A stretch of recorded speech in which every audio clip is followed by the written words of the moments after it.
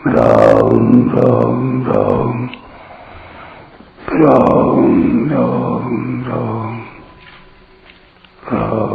राम राम नारायण नारायण। संबंध। जब दो गुणों को दबाकर एक गुण बढ़ता है तब उस बढ़े हुए गुण के क्या लक्षण होते हैं, इसको बताने के लिए पहले बढ़े हुए सत्व गुण के लक्षणों का वर्णन आगे के 11वें श्लोक में करते हैं।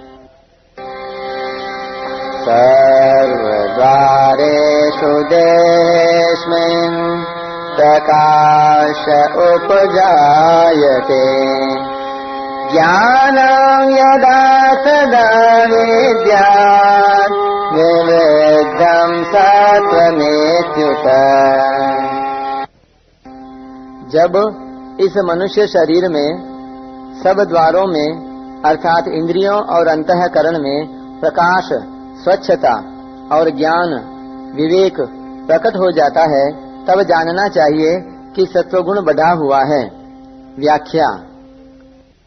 सर्वद्वारेषु देहेऽस्मिन् प्रकाश उपजायते ज्ञानम यदा। जिस समय रजोगुणी और तमोगुणी वृत्तियों को दबाकर सत्वगुण बढ़ता है उस समय संपूर्ण इंद्रियों में तथा अंतःकरण में स्वच्छता, निर्मलता प्रकट हो जाती है। जैसे सूर्य के प्रकाश में सब वस्तुएं साफ साफ दिखती हैं, ऐसे ही स्वच्छ बहिःकरण और अंतःकरण से शब्द आदि पांचों विषयों का यथार्थ रूप से ज्ञान होता है। मन से किसी भी विषय का ठीक ठीक मनन चिंतन होता है। इंद्रियों और अंतःकरण में स्वच्छता, निर्मलता होने से सत क्या है और असत क्या है, कर्तव्य क्या है और अकर्तव्य क्या है, लाभ किसमें है और हानि किसमें है, हित किसमें है और अहित किसमें है आदि बातों का स्पष्टतया ज्ञान हो जाता है, विवेक हो जाता है। यहाँ देहेऽस्मिन् कहने का तात्पर्य है कि सत्वगुण के बढ़ने का अर्थात बहिःकरण और अंतःकरण में स्वच्छता, निर्मलता और विवेक शक्ति प्रकट होने का अवसर इस मनुष्य शरीर में ही है, अन्य शरीरों में नहीं।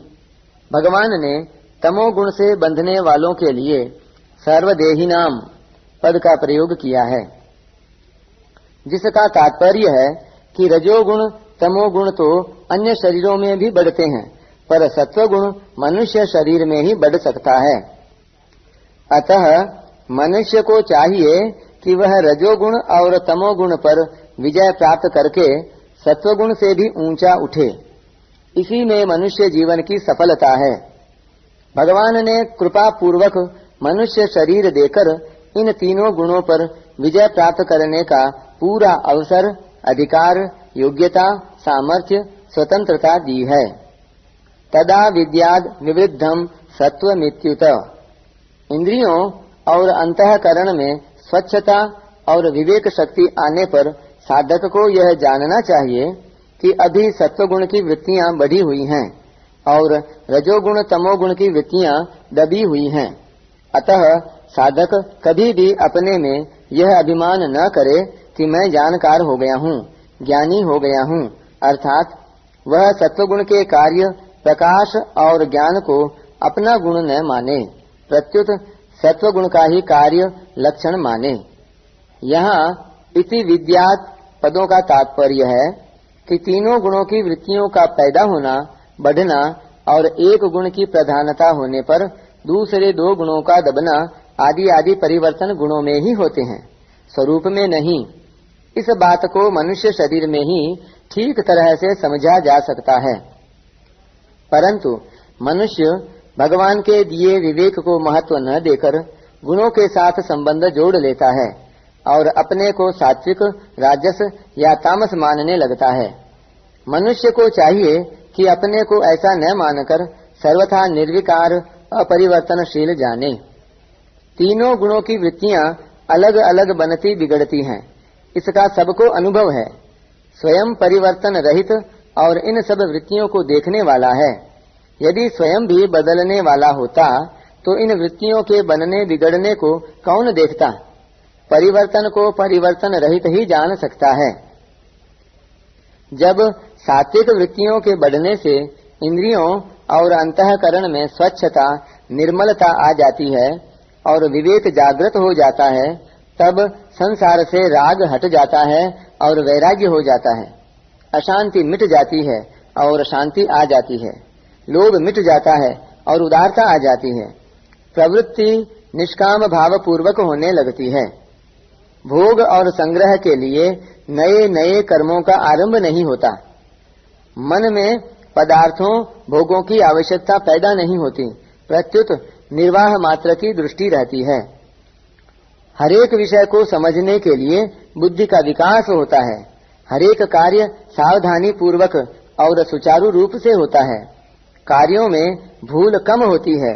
कभी भूल हो भी जाती है तो उसका सुधार होता है, लापरवाही नहीं होती। सत असत, कर्तव्य अकर्तव्य का विवेक स्पष्टतया जागृत रहता है। अतः जिस समय सात्विक वृत्तियां बढ़ी हों, उस समय साधक को विशेष रूप से भजन ध्यान आदि में लग जाना चाहिए। ऐसे समय में किए गए थोड़े से साधन से भी शीघ्र ही बहुत लाभ हो सकता है। परिशिष्ट भाव, प्रकाश और ज्ञान दोनों में भेद है। प्रकाश का अर्थ है इंद्रियों और अंतःकरण में जागृति, अर्थात रजोगुण से होने वाले मनोराज्य का तथा तमोगुण से होने वाले निद्रा, आलस्य और प्रमाद का न होकर स्वच्छता होना। ज्ञान का अर्थ है विवेक, अर्थात सत असत, कर्तव्य अकर्तव्य, नित्य अनित्य, ग्राह्य त्याज्य आदि का ज्ञान होना।